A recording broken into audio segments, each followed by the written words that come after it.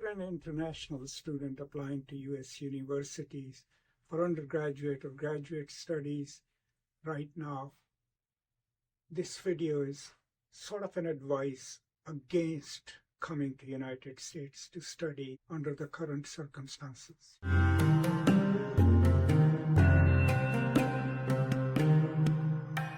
Now, I came to the United States in 1996 as an international student. That was a different America. During my time here, things have altered, but not so drastically in the last 2 or 3 months.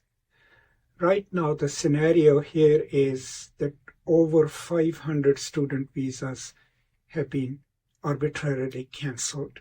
These students are not offered any due process or any warnings or anything about removal proceedings or anything else that usually is the process for revoking a student visa. These visas are just arbitrarily canceled by the Department of State.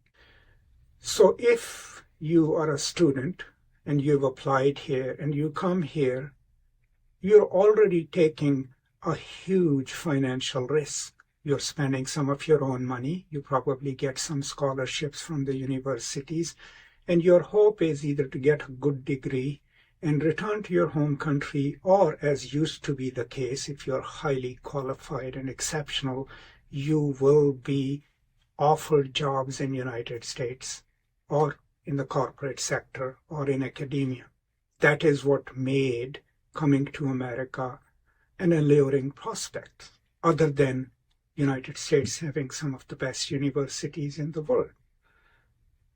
But if you're not sure about the stability of your life over here, you will already have a precarious life. But if you also have to deal with that the US government can arbitrarily decide that they can revoke your visa because you attended a protest or you wrote an op-ed against some US policy, which I think anyone living in the United States has the right to do, I would advise you to think carefully before you invest your time and money in studying in the United States under these circumstances. There are better alternatives available. Pretty much all European universities, Australian universities, Canadian universities, universities in New Zealand, because at least there, until now, there are no policies that can suddenly revoke a student's visa for no cause and imperil their future as well as their present. That is something new in the United States. Now, when I was a graduate student, it didn't even occur to me that I should not attend a protest.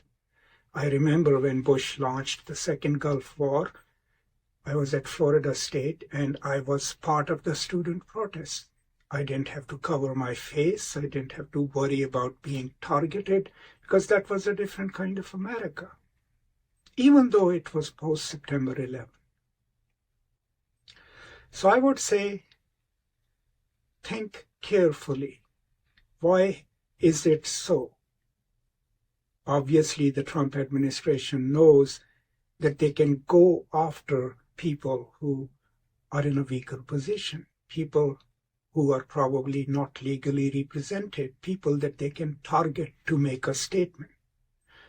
So the incarceration of Palestinian protesters, the leaders of the protest, that's a sign. It tells us that if you decide to peacefully march against a US policy or to peacefully opine against it, it somehow can constitute an immigration crime. There is nothing in US immigration law which says that if you're an international student, you're forbidden from participating in a protest against US or against any other power in the world. That is what made America so truly great, is that you could come here, get an education, but also learn the habits of democracy. But increasingly now, these acts that are very American in nature in so many ways are being made into perilous acts, are being made into acts for which not just you, but your institutions can also be targeted.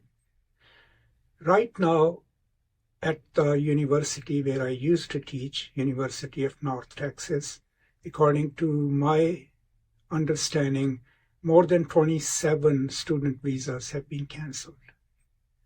Now, what this administration doesn't think about, or maybe they know it, they're just cruel, is that when you cancel a student visa, first of all, you are destroying the investment in time and money that that student and their family made. And two, you are destroying any options that they could have had with that education. So what do these students do? Do they go back to their home countries? Can they claim their money back if they're being evicted for no cause? Will the universities help them in the process of transition? There are so many ramifications of these arbitrary decisions. But what we have learned in the past 2 or 3 months is that the United States right now has the most cruel, the most undemocratic and tyrannical system of government at the presidential level. The president thinks of himself as accountable to no one. He's surrounded by people who are sycophants, who have no moral courage of their own, who do not advise him about things but rather go along with his whims. And international students, sadly, are caught up in that idea of cleansing America, right? But part of it is also because they are easy targets.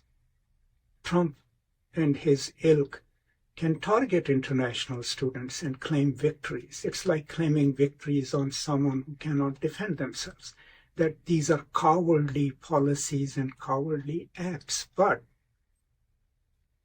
if you are anywhere in the world and are thinking of coming to United States and applying to U.S. universities, do not do so right now.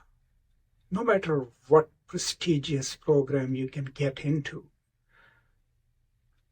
the perilous space that America has become is not the space where you want to be. You will not be coming to America. You'll be coming to Trump's America.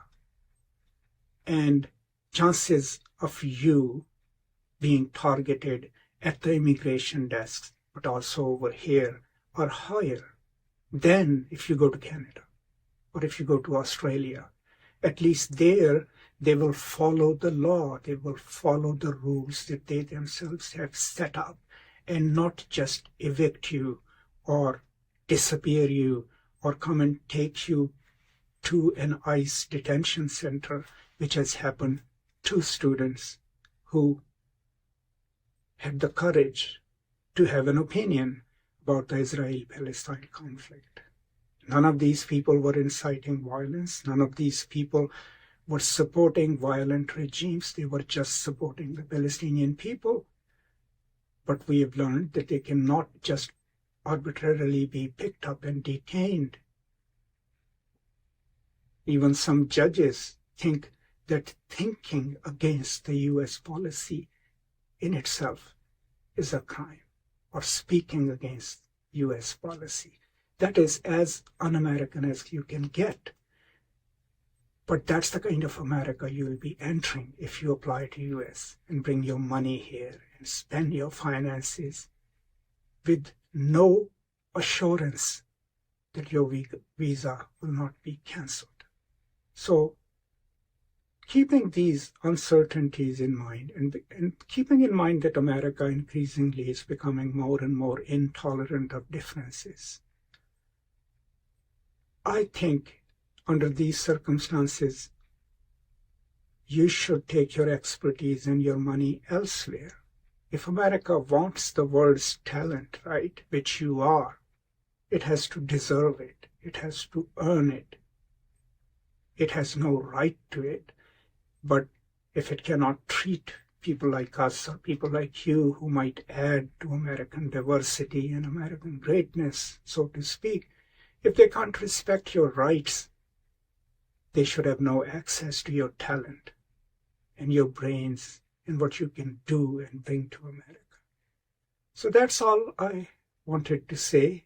And once again, to repeat myself, do not waste your money and time on American universities. Please expand your search, go elsewhere. There are other wonderful places and wonderful institutions where you can study. Look into those. That's all. Thank you so much. Stay safe, take care, and peace and love.